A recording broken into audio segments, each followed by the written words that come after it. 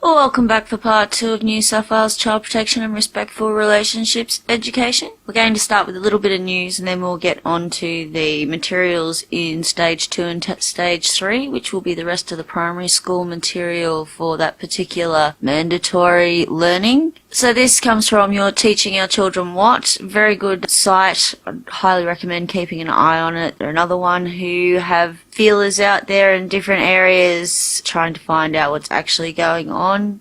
The more the government tries to hide the information they're trying to give to our children, impart to our children, the more important it is that we actually find out what it is they're trying to tell them. So this is gender theory taking over New South Wales schools.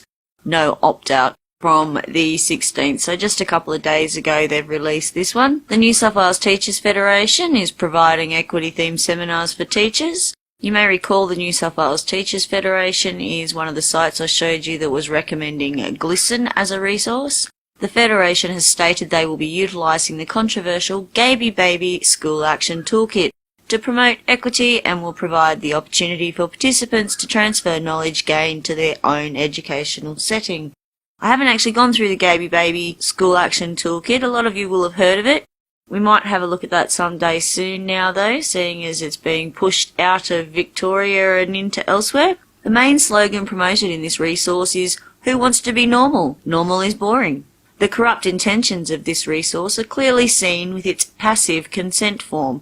As I brought up with the other material of this particular type, they're moving more and more into this passive consent. They feel that this education is necessary, therefore unless you know about it and you opt out of it, your child will be taught it.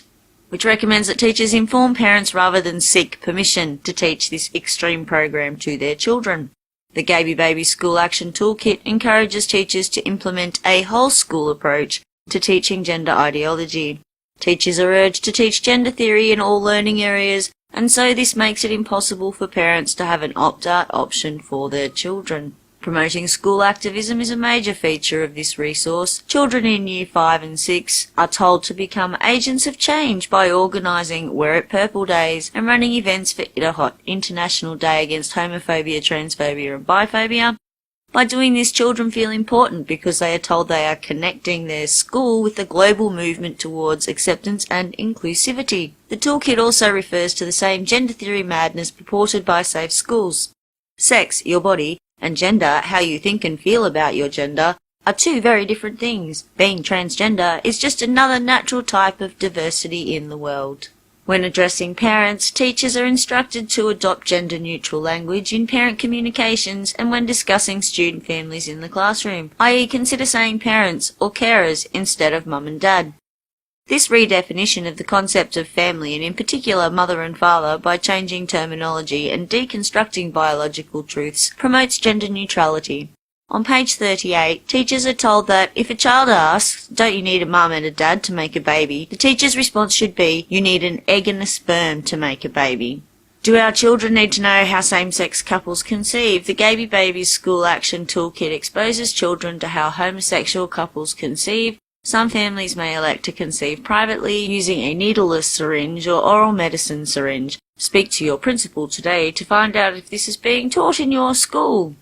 So yet another angle that we are taking and that they are encouraging teachers to take into the school. So when they try and tell you they're not doing this thing, don't believe them. It's coming from all the unions, not just from the education departments. So just before we open up part 2, as you may recall from the first video, child protection awareness training is required by the department, so I actually managed to find that, which is what that certificate's for. Nothing very exciting in there. It deals mostly with the different legislation and different governing bodies that are involved in the state and federal protection of children. Stage 2, so this is 7, 8 and 9 year olds. Again, the first pages just cover the same thing. Something to keep an eye out for is this non-coercive relationships. You'll find it coming up a lot. They don't say that you need to wait till you're an adult or till you're fully mature. They say that it's unwanted or forced, or that it's non-coercive and non-violent. And you'll see that happening a lot, along with this strengthening attitudes and values related to equality, respect and responsibility, or various wording thereof. You'll find that throughout our curriculum, the Australian curriculum as well as the state curriculums, and throughout documentation related to sex, gender, sexuality, equality and all of those sorts of things. So as I mentioned before, that these programs are considered most effective if they begin at the point of entry to school and deal with relevant aspects of sexuality. And one relevant aspect of sexuality as pertains to child abuse as they deal with sexual abuse is, what is sex?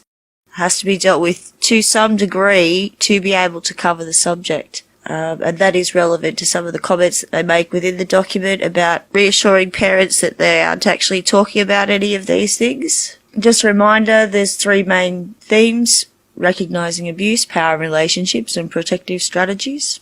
Just thought I'd bring up, as they mentioned in the article, this is not meant to be taught as an isolated component, and if you think about it, that's common sense. These things are not single focus subjects. You can't really focus on child physical or sexual abuse without focusing on what is physical, what is sexual, what is privacy, what is power, and all of these sorts of things. So child protection educated should not be taught as an isolated component. It should be integrated within related content areas in PDHPE and reinforced by teaching and learning within other learning areas where appropriate. So we're just going to have a look at 1 or 2 items out of this one, which again is for Year 3 and Year 4.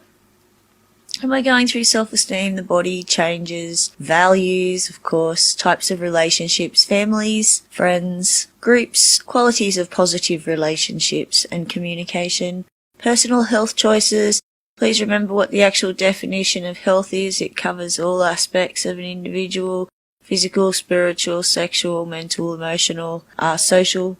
All of these things are part of personal health education within the school definition. And just in recognising abuse, so of course we've got to be able to use the names for male and female genitalia. I've identified private and sexual parts of the body. So obviously if we're differentiating between private and sexual parts of the body, we are going into what a sexual part of the body is and what the difference is between a private part and a sexual part. So they look at physical, emotional and mental harm and go through various things. Now, unfortunately, I haven't been able to get a hold of a lot of the books and things that we have in this, but you'll notice straight up we're getting straight into accident or abuse. Remember, this is building on prior learning. If it turns out they haven't learnt this, then they're to do stage 1 and then go on to stage 2. And of course, straight into the people trying to be sexually abusive. Okay, and then you may or may not have watched my Body Parts Are Cool rap.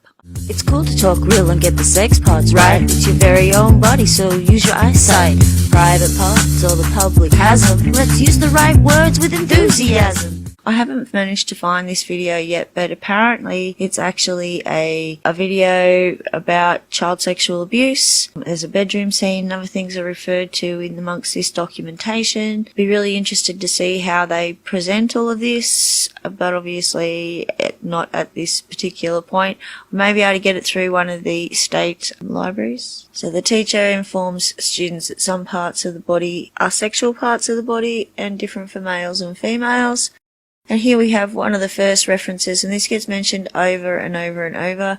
It's important to include the lips and mouth as private parts of the body. Research indicates that oral sexual contact is frequently a component of sexual abuse of young children, which I've no doubt is right. So we have our sexual parts of males and females. In the picture I showed you before, we use enlarged outlines and we name all the sexual parts: the vulva of the vagina, penis, testicles, scrotum, bottom, anus, breasts, and nipples. So yeah, and I'm not saying everything in this is bad. Again, I'd like to see how they present this rap song. Again, they remind them about the rap song, because I don't know how I'd feel if my child came home singing that. Anus is the name for the hole in your butt.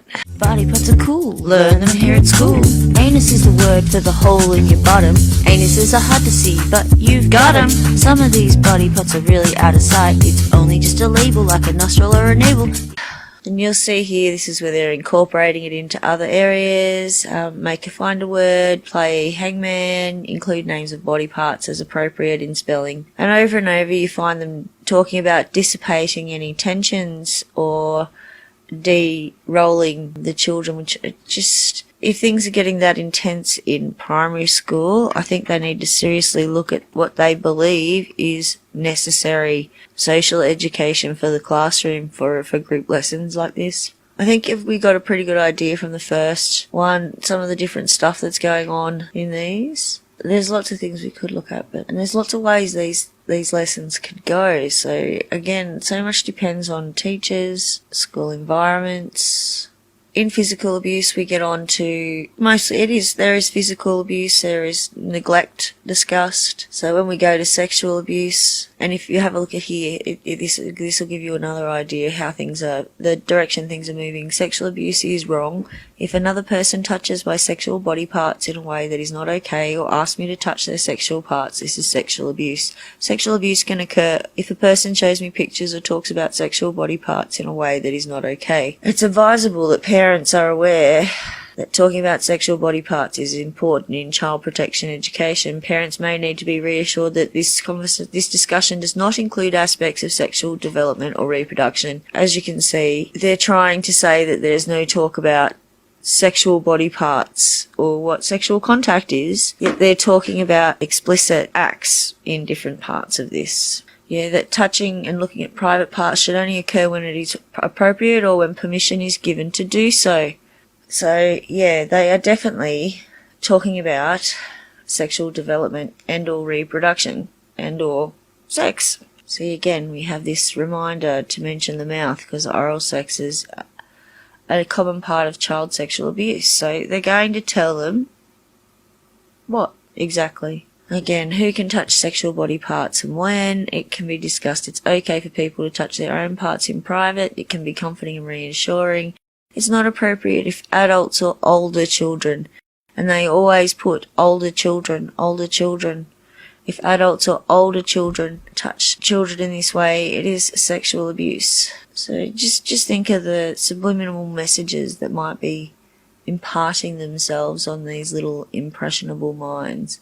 Think some of the strange ideas kids come up with all by themselves as it is. So we have another one of these fantastic stories, and I'm not going to get right into it. We'll just read the last bit. It's about giving a baby a bath. The babysitter, he carries Tom into the lounge room, puts him on the floor near the heater.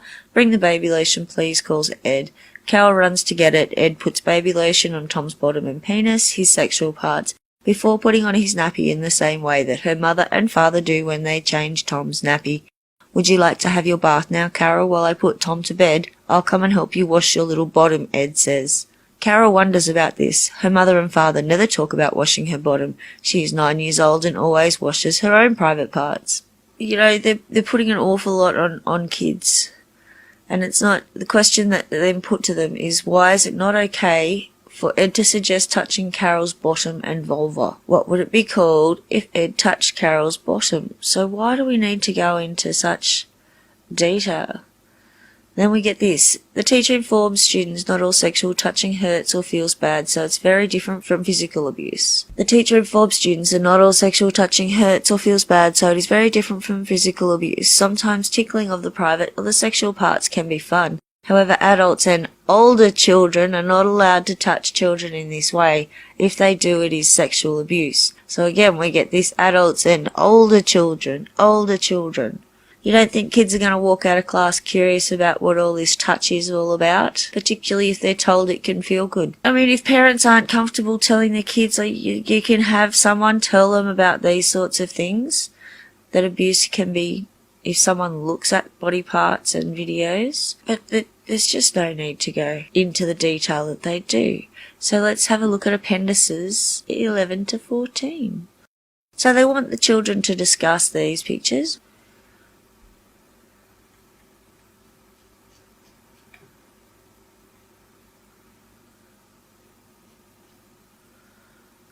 Okay, so aren't they fantastic? So they now want to encourage students to determine whether the pictures depict safe situations or possible sexual abuse, and display them individually for discussion. What feelings and warning signals might the child be experiencing in the situation?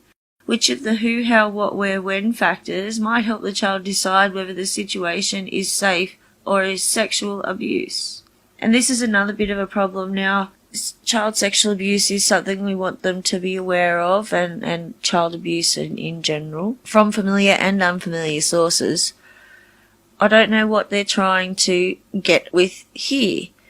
I'll just show you this picture, okay?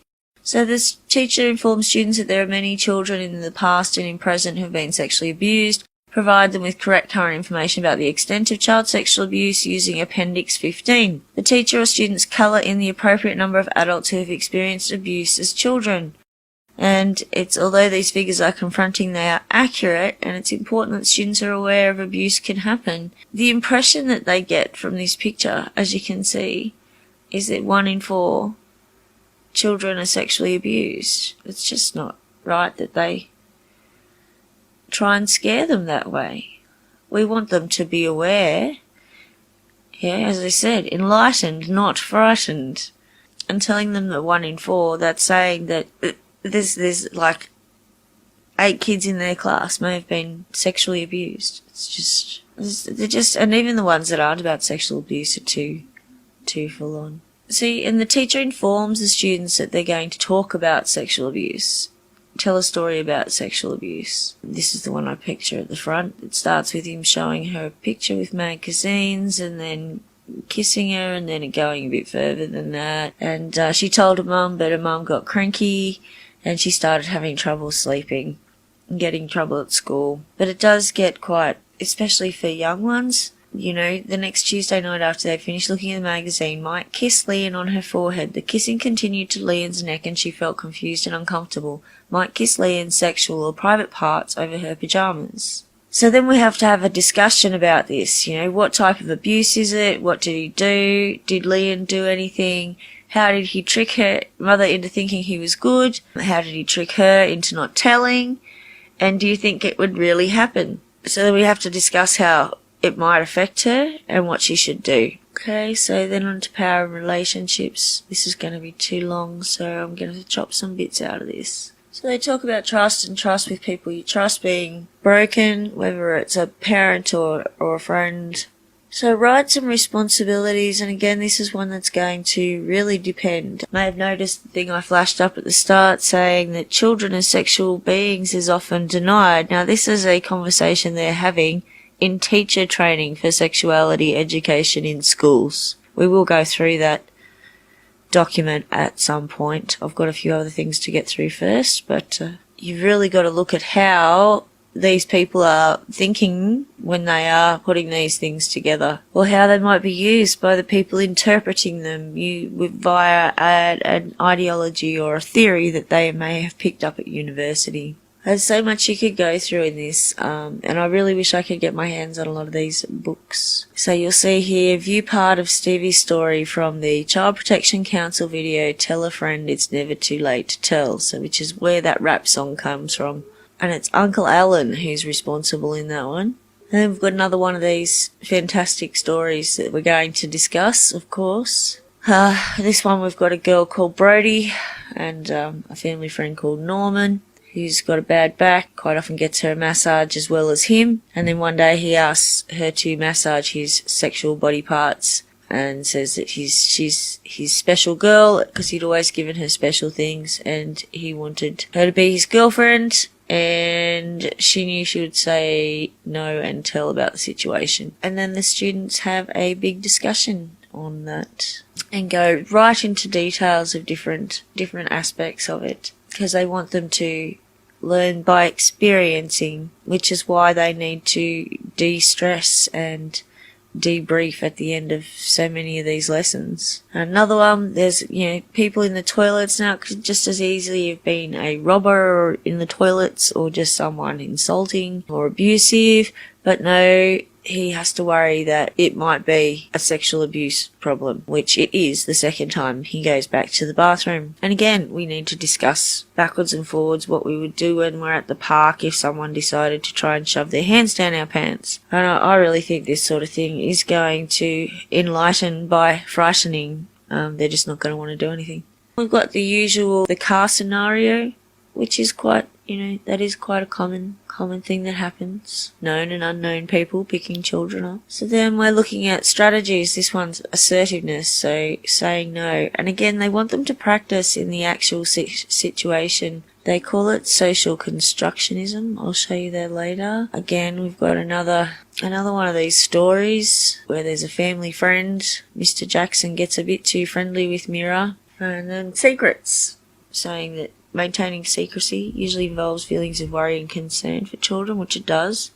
I think, maybe letting children know, particularly I think it's the parents' job to do this, that there are people there for them and the people closest to them that will believe them. If anything bad or worrying ever happens, that you don't need to get explicit and tell them exactly what that rape will entail if it should ever happen. I thought one of the things we're supposed to do as parents and adults is not put the problems of adults on children's shoulders. And that seems to be what we're doing. Right from the government's had its report done that said that children being exposed was having an impact on children, rather than saying, hey adults, how about you pull your heads in and we show that we're the adults because we are humans and part of being human is the ability to choose to do right or wrong. We're not just working on instinct here. Why didn't we go back to, limiting when different types of advertising can be on, limiting where different types of advertising, different types of programming, different types of media can be seen and displayed. And I'm sorry, when it comes to the internet, parents need to step up and take responsibility there. So we've actually got a pretty good story. There's a story about kids breaking into an old house together. There's so much talk in the middle of it about different types of sexual abuse, and it always seems to come back to that. So again, core learning, something happened to me, protective strategies. Inform students prior to reading that the children in the story have experienced either physical or sexual abuse. These are your 7 to 9-year-olds they're talking to. They're going to ask your 7-year-old, why might it be difficult to tell a trusted adult if you have been sexually abused? It's like, I'm sorry, no. That's just not the teacher's place. Not to mention, Olis's research shows that particularly the older children aren't actually comfortable speaking to teachers about these things. Is it okay for other people to touch your private or sexual parts? No, children have a right to have their bodies respected. This includes saying no to sexual touching at any time. They can say no the first time or they can say no later because it is their right.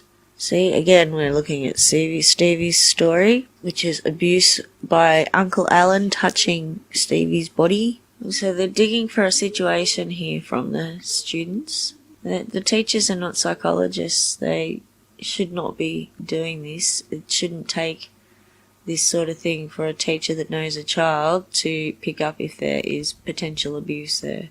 So again, we've got, in this case, we've got homosexual touching. And they keep bringing up this sexually abused. So unless they're going to describe, do you think, as they're also describing the anus, not just the bottom, and the vulva and the vagina, that they aren't letting them know about penetration? And as they keep bringing up oral sex, do you think they're not wanting to let them know about that?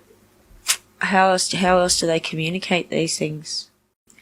So the last thing we'll look at from stage 2 is just this card game very briefly.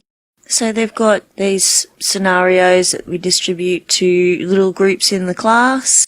They take them and discuss the different scenarios and put them in piles of okay or abuse.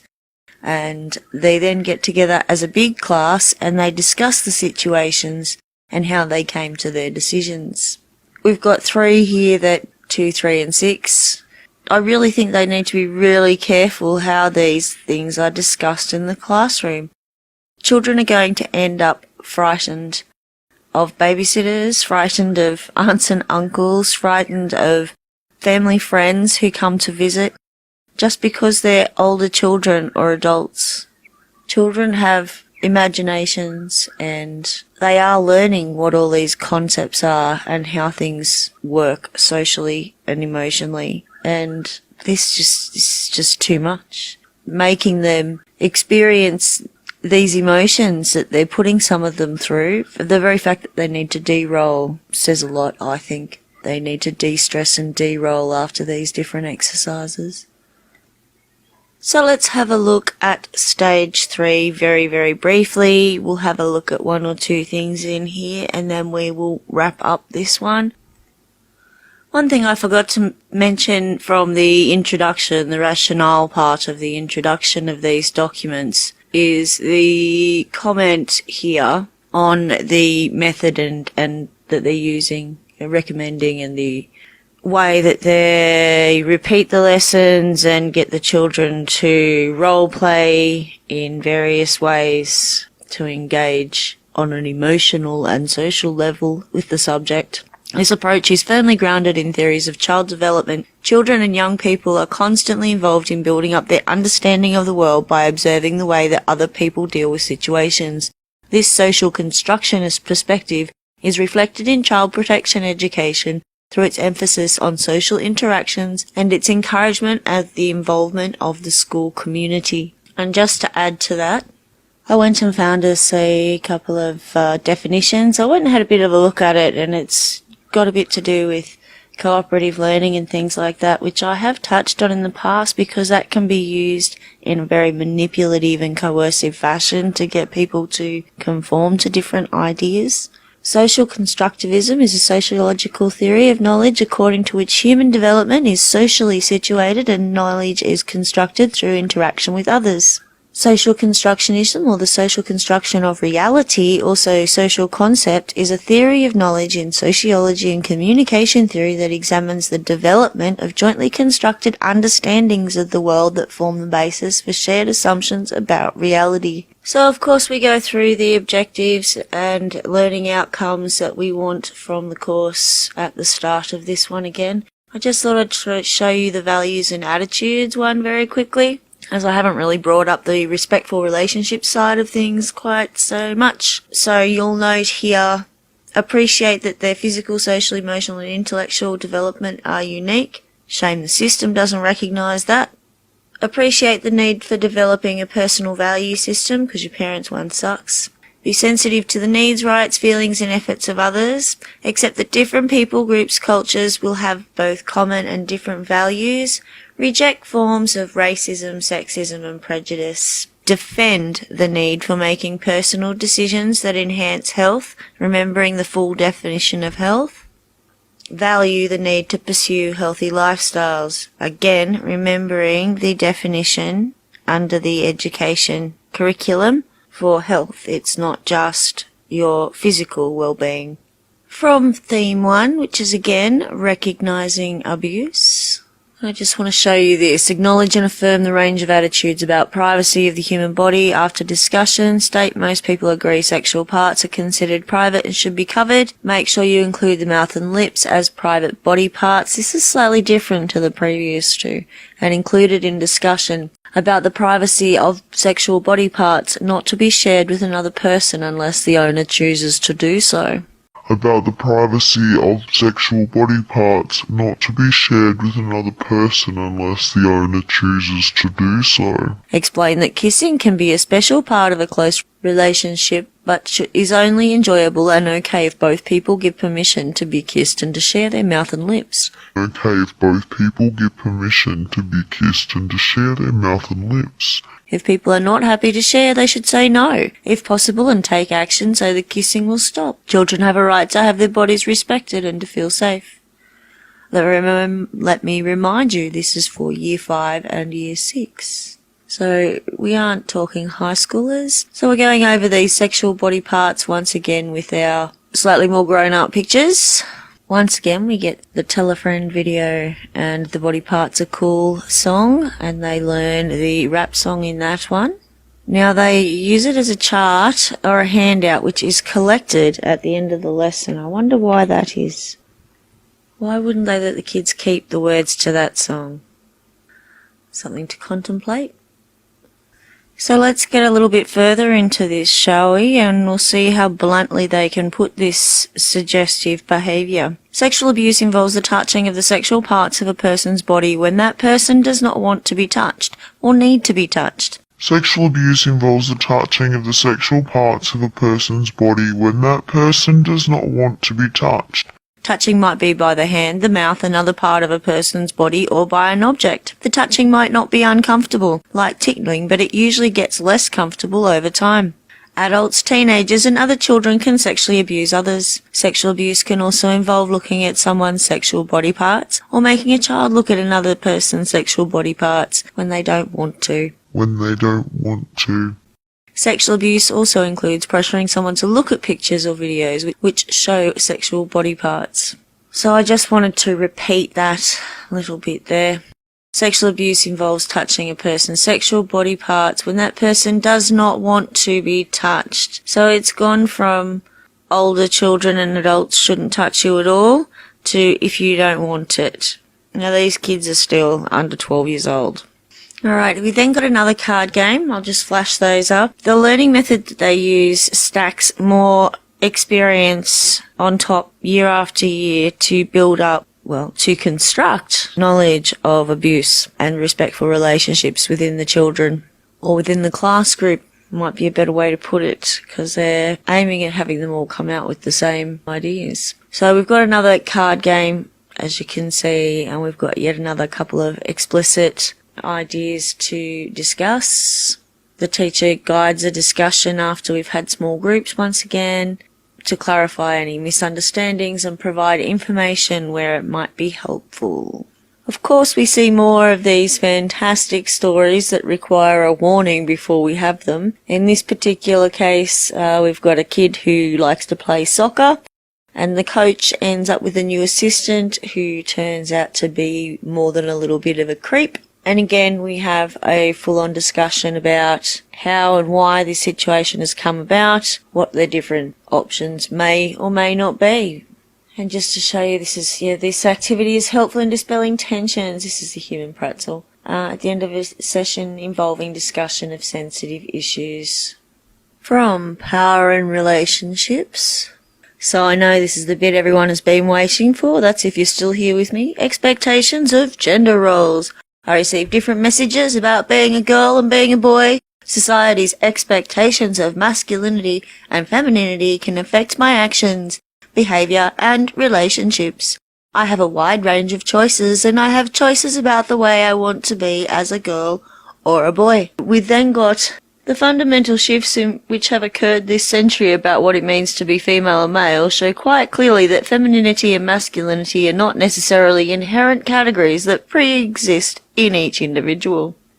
Research confirms that children do not learn how to be female and male in passive ways. Rather, individuals actively develop a sense of themselves as gendered people by interacting with a myriad of messages and practices which they encounter. With each individual, some aspects of the dominant social order come to be actively desired, while others may be resisted, reworked or responded to in terms of a need to belong or to feel in control.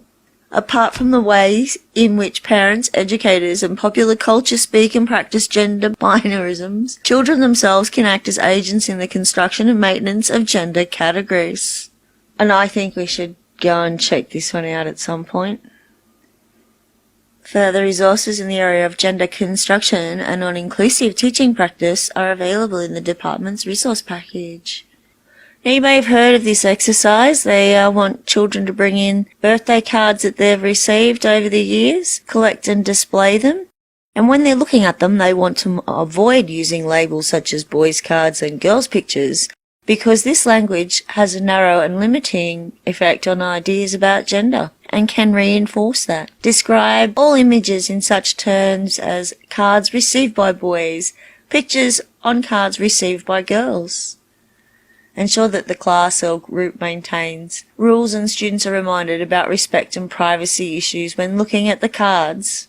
So they want them to examine the language used in the cards and compare it to the language in the cards that are meant for the other gender, and note any words that are the same and any which are different, so you can see where this is going. I was going to make the comment before I got to this section that it seems to be fairly well balanced in the whole misogyny is inbuilt into little boys' idea that we see from respectful relationships. And then we got to these couple of sections where all the questions are quite skewed for it to be a negative to be a feminine female and a negative to be a masculine male. Or the assumption is made that they're going to think that way, and it's been a long time since people have thought that way. For example, one on the board, only boys can play soccer. Well, I'm mumble years old enough to have been in school in the 80s, and I was actually one of the first girls to be playing soccer on a school soccer team in New South Wales, and went and played in Queensland. So girls have always been able to, at least as long as I've been alive, if they've had the gumption to have a go, have been able to do whatever they want. It's ridiculous. It's turning boys into guilt-ridden jellyfish and girls into entitled victims. So again, we've got individual understandings and personal choices about gender never exist in a vacuum. Normal, acceptable and desirable ways of enacting gender vary among the different groups we belong to and interact within. Therefore, positions taken up by individuals can often be contradictory or fluid, as girls and women and boys and men take up a range of different femininities and masculinities depending on the context. And you didn't think we'd get through one of these papers without running into the UN, did you? Personal rights for year 5 and 6. They're going to discuss some of the human rights, or United Nations Declaration of Human Rights, an idea what they can expect as good little global citizens. And a little further down, just to drill in the whole misogyny message, read the book Bill's New Frock by Anne Fine at ongoing intervals with students. After each chapter, discuss how the characters in the story use their power. So Bill's New Frock obviously is a fiction book.